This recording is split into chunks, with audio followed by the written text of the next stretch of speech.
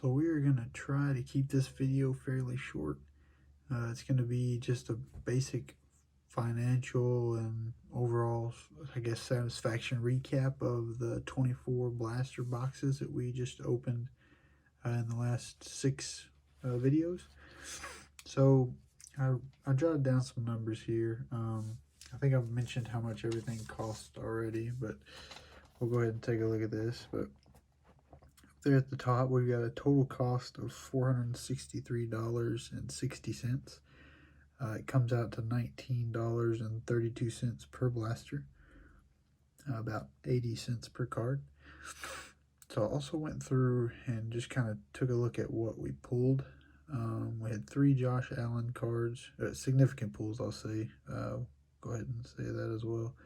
Lamar Jackson, we pulled 1 Lamar Jackson. Wish I could have pulled 2 or 3 more of those. We snagged a Baker Mayfield, a Sam Darnold, a couple Nick Chubbs, and some other somewhat notable running backs and wide receivers. And we also pulled a Pat Mahomes Silver, which actually has quite a bit of value right now, so that was awesome. But anyways, so those were some of the highlights I would have jotted down there. We did pull some rookie phenom insert memorabilia cards. We also pulled some other silvers and some other inserts. But for the most part, these were the ones I could find a pretty easy value, consistent value on eBay. Lamar selling for around 40 right now. The Josh Allen's around 10 bucks a piece.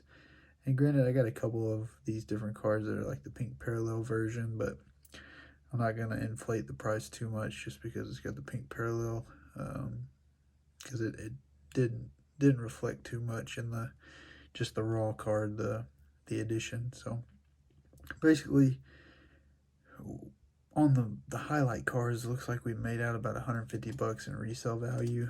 And of course, you got to factor in 15% for fees ish. I think eBay's around 13% with PayPal and everything, but those are just factoring about 15% plus your time invested, different things like that. So it is a lot of time to list and go about getting those things up for sale. We do have around 300 base cards, about 100 plus other somewhat notable, non-notable rookie cards and rated rookies, and then we got 50 or so inserts.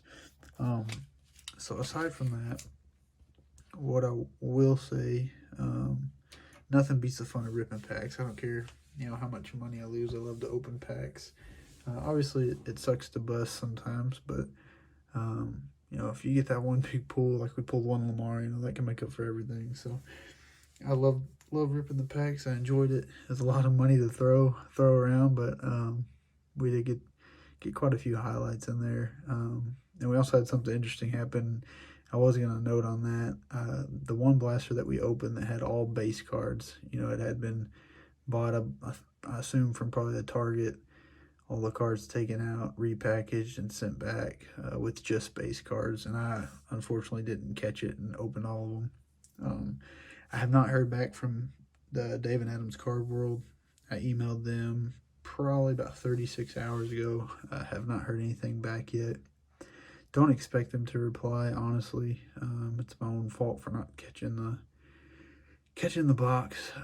It wasn't significantly damaged by any means, but I should have really hardcore inspected everything, and I'm sure I could have caught something, or at least just set that box aside because it had that little Target note on the back. So anyways, that was just a little side note. They haven't said anything back to me, so I'm counting my losses on that one. So I guess we'll go over kind of my strategy of what to do with these cards. I don't know what I'm going to do with the base cards. In all honesty, I'll have to do a little research and figure out the best way to get rid of your base cards. I may just hang on to them.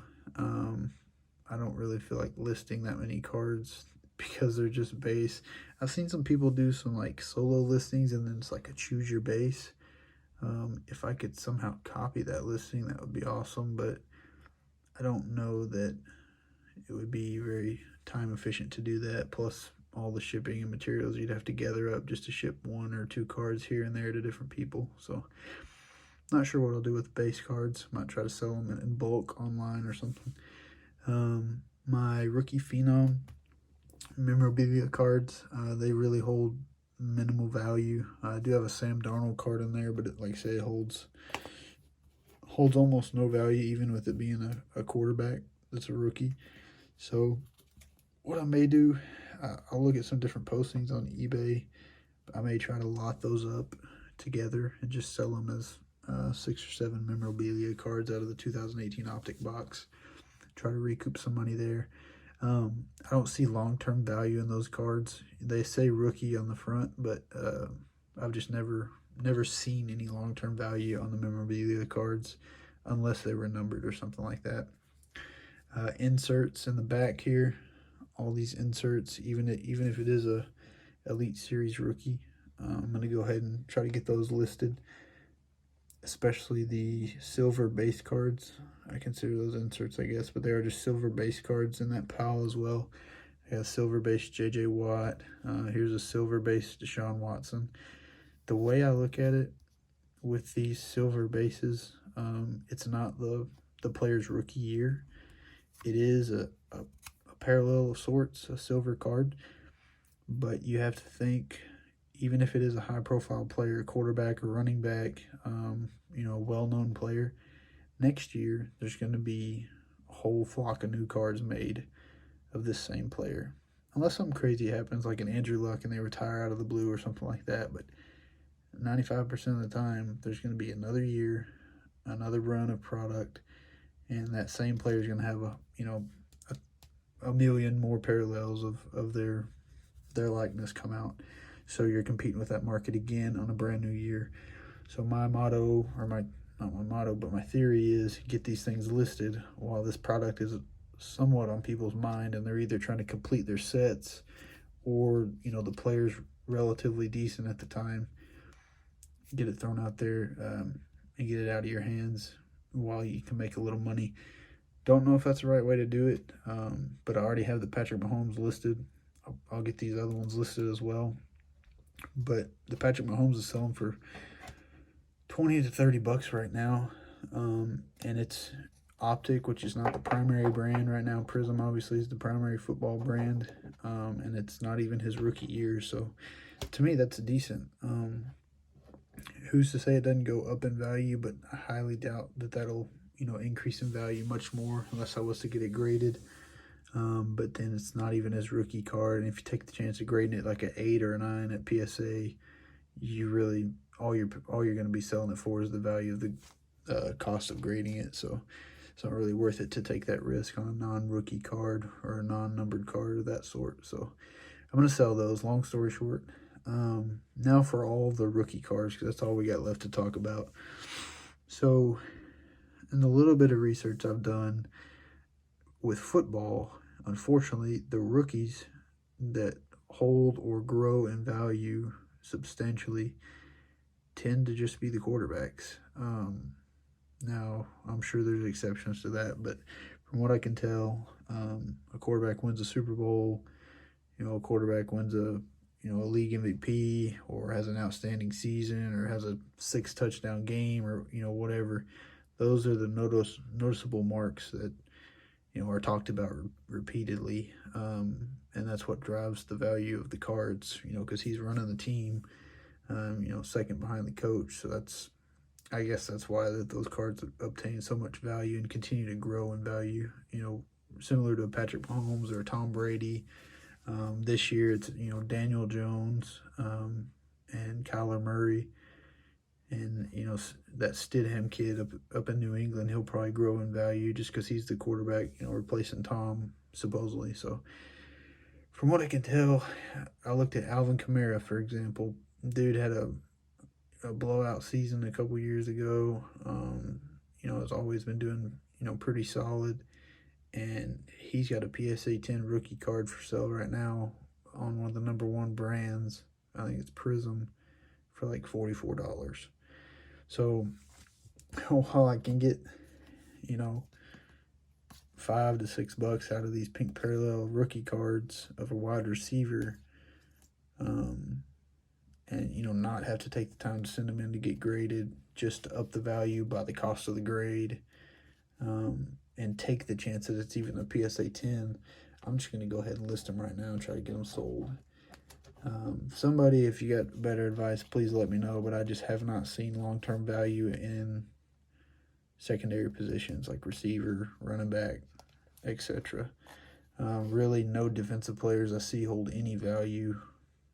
Maybe a Ray Lewis. I don't know. I'm sure you can still get Ray Lewis cards pretty cheap. But it just seems like the quarterbacks are really the only thing that you're looking for in football for long-term investment value. So, like, for instance, this Lamar Jackson, I could sell it for $40 tomorrow if I post it on eBay. But I'm probably going to hold on to it. I'll examine it, take some good looks at it, learn a little bit more about grading, and figure out if I want to hold it, try to sell it raw, and see if the value goes up, or if I want to send it in and get graded and, you know, triple or quadruple the value. Because when you grade a card like this, it exponentially ups the value, you know, rather than grading a card that's $2 to $3 and you up it by time and a half of what the grading costs. So just assessing my risk reward there, and that's just talking if it, you know, if these cards were to get a PSA 10. So what I'm going to do, just long story short, I've been rambling, all of the quarterbacks that I have that are rookie cards, I will be holding. Whether it's a Tanner Lee for the Jaguars or Lamar Jackson, I'll be holding them for some time. I don't know how long, but for some time. All of my off players, running backs, wide receivers, tight ends, any lineman, D-line, any defensive player, I'll try to get those listed as quickly as I can. I may wait a little bit closer to possibly the NFL season starting up to get a little bit more hype and talk about the players, but most likely I'll try to go ahead and get them listed. I may list them high just to sit on the fact that the NFL season's rolling around, list them a little bit higher than the market, and then see if that plays into my hands once the season starts up.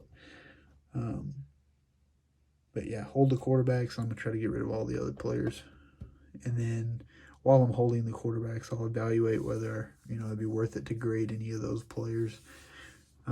Really, Lamar, possibly a Josh Allen, those would be about the only ones I'd want to go ahead and get graded if I felt the card had enough quality to score a 10. A 9 still holds a little value, but anything less than a 9, you really lose money on the grading if you're trying to resell it at some point in time.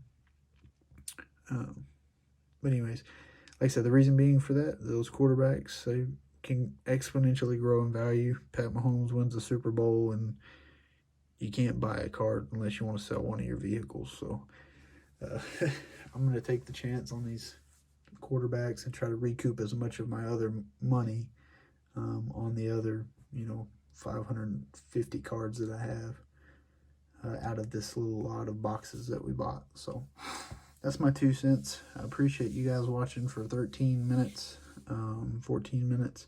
If you got any comments or questions or advice, I'd love to hear some advice if you've got some, because I'm fairly new to the whole card world, but these are just some of the things that I feel like I've picked up on, and I hope work out for the best. But like I said, I appreciate you guys watching, and we'll mix it up. I'll have some new videos coming out, and stay tuned. Later.